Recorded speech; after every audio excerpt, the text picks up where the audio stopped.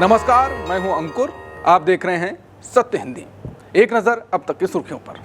Saudi airbase पर ईरानी missile हमला, America के कई रिफ्यूलिंग विमान क्षतिग्रस्त। ईरान का हमला, 2000 किलो के बमों से दहला इजराइल। कार्गो द्वीप पर अमेरिकी हमले के बाद ईरान बोला, तेल ढांचे को नहीं हुआ नुकसान। ट्रंप के करीबी सलाहकार की चेतावनी, जीत का ऐलान कर युद्ध से बाहर निकले अमेरिका। बगदाद में अमेरिकी दूतावास पर मिसाइल हमला। इराक में अमेरिकी KC-135 विमान क्रैश, सभी 6 क्रू मेंबर्स की मौत।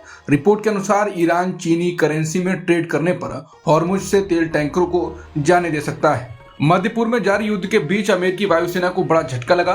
रिपोर्ट के मुताबिक सऊदी अरब के प्रिंस सुल्तान एयरबेस पर ईरान के मिसाइल हमले में अमेरिकी वायुसेना के कई रिफ्यूलिंग विमान क्षतिग्रस्त हो गए हैं। अमेरिकी अखबार द वॉल स्ट्रीट जर्नल ने 2 अमेरिकी अधिकारियों के हवाले से बताया है कि हाल के दिनों में इस एयरबेस पर खड़े 5 अमेरिकी रिफ्यूलिंग विमान मिसाइल हमले में जमीन पर ही क्षतिग्रस्त हो गए हैं। हालांकि इस हमले में किसी के मारे जाने की खबर नहीं है। रिपोर्ट के अनुसार 28 फरवरी से शुरू हुए अमेरिका और इजराइल के हमलों के बाद से अब तक कम से कम 7 अमेरिकी रिफ्यूलिंग विमान या तो क्षतिग्रस्त हुए हैं या नष्ट हो चुके हैं। इसी बीच एक और घटना में इराक के पास अमेरिकी सेना को नुकसान उठाना पड़ा। खबर के मुताबिक गुरुवार को इराकी प्रतिरोध समूह ने एक अमेरिकी सैन्य विमान को मार गिराया, जिसमें 6 अमेरिकी सैनिकों की मौत हो गई।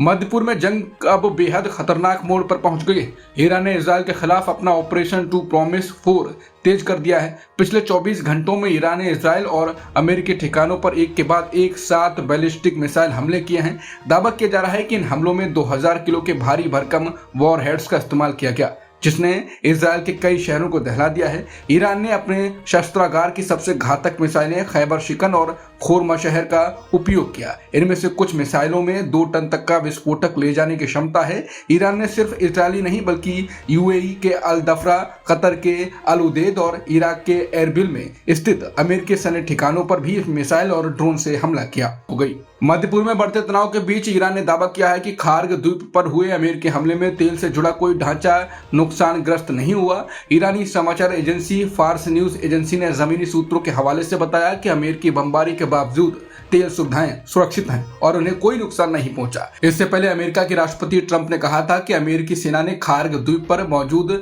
सैन्य ठिकानों को निशाना बनाकर उन्हें नष्ट कर दिया है। खार्ग द्वीप ईरान के लिए बेहद अहम तेल निर्यात केंद्र माना जाता है। अमेरिका में व्हाइट हाउस के भीतर ईरान के साथ चल रहे युद्ध को लेकर मतभेद खुलकर सामने आने लगे हैं। अमेरिकी राष्ट्रपति ट्रंप के करीबी सलाहकार डेविड सैक्स ने पहली बार सार्वजनिक रूप से कहा है कि अमेरिका को अब इस युद्ध से बाहर निकलने का रास्ता तलाशना चाहिए। उन्होंने कहा कि अभी अमेरिका के लिए जीत का ऐलान करके युद्ध से बाहर निकलना सही समय हो सकता है। उनके मुताबिक ऐसा कदम उठाने से वैश्विक बाजारों को भी राहत मिलेगी।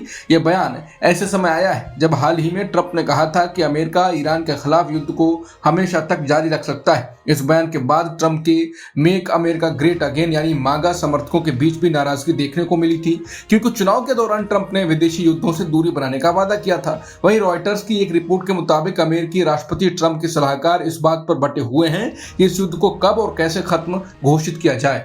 इराक की राजधानी बगदाद स्थित अमेरिकी दूतावास के हेलीपैड को एक मिसाइल ने निशाना बनाया है। बताया जा रहा है कि हमला उस इलाके में हुआ जहां दूतावास परिसर के भीतर हेलीकॉप्टरों के उतरने और उड़ान भरने के लिए हेलीपैड बनाया हुआ है। इस बीच अल जजीरा अरबी एक संवाददाता ने भी बताया कि हमले के बाद दूतावास परिसर की दिशा में धुआं उठता हुआ दिखाई दिया।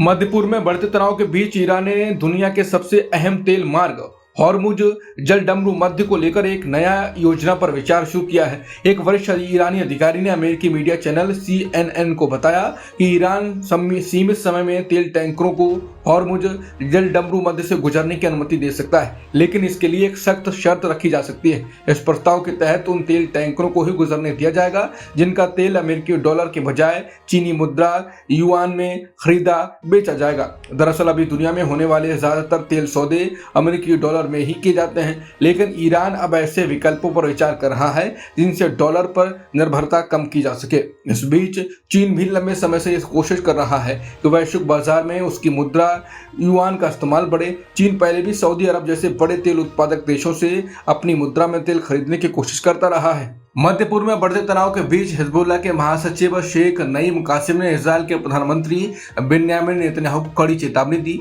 दरअसल नेतन्याहू की ओर से कथित तौर पर उन्हें निशाना बनाने और हत्या की धमकी दिए जाने के बाद शेख नईम कासिम ने यह बयान दिया। शेख कासिम ने कहा कि उनकी हत्या की धमकी का कोई मतलब नहीं। उन्होंने कहा कि डरने की जरूरत उन्हें नहीं बल्कि नेतन्याहू को है। शेख कासिम ने कहा कि हिजबुल्लाह के शब्दकोश में हार या आत्मसमर्पण जैसी कोई चीज नहीं। उन्होंने साफ कहा कि चाहे कितनी भी कुर्बानी क्यों ना देनी पड़े, उनका संगठन मैदान में डटा रहेगा और पीछे नहीं हटेगा। उन्होंने ये भी कहा ये कोई साधारण लड़ाई नहीं बल्कि अस्तित्व की लड़ाई है। उनके मुताबिक हिजबुल्लाह इस संघर्ष के लिए लंबे समय से तैयारी कर रहा है और आने वाले समय में युद्ध के मैदान में दुश्मन को उनकी ताकत का अंदाजा हो जाएगा।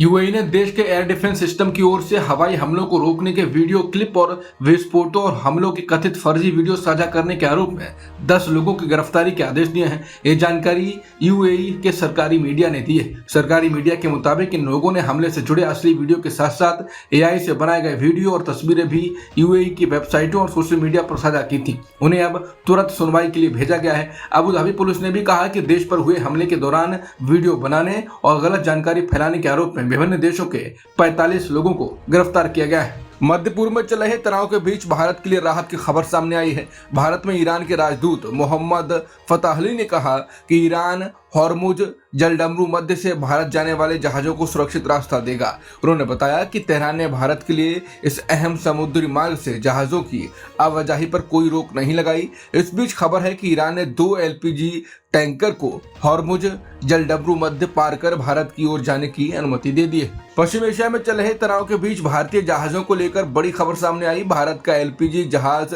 शिवालिक शुक्रवार रात हॉर्मुज जलडमरू मध्य को पार कर गया। ये जानकारी जहाजों की गतिविधि पर नजर रखने वाली वेबसाइट मरीन ट्रैफिक के डेटा से सामने आई है। बताया जा रहा है कि शिवालिक एक भारतीय झंडे वाला एलपीजी कैरियर है जिसकी कार्गो क्षमता लगभग 54,000 टन से ज्यादा है। हालांकि भारतीय नौसेना ने उन खबरों को खारिज कर दिया है जिनमें कहा गया था कि इस जहाज को नौसेना के जहाजों की सुरक्षा में आगे बढ़ाया जा रहा है। इससे पहले शुक्रवार को ही एक सरकारी अधिकारी ने बताया था कि खाड़ी क्षेत्र में रुके 28 भारतीय जहाजों में से एक ऑयल टैंकर जगप्रकाश ने भी अपनी यात्रा दोबारा शुरू कर दी है। ये जहाज ग्रेट ईस्टर्न शिपिंग कंपनी का है और लगभग 48,000 टन तेल उत्पाद ले जाने की क्षमता रखता है। वहीं अभी भी 3 भारतीय कार्गो जहाज जिन पर 76 भारतीय नाविक सवार हैं ओमान की खाड़ी में मौजूद हैं।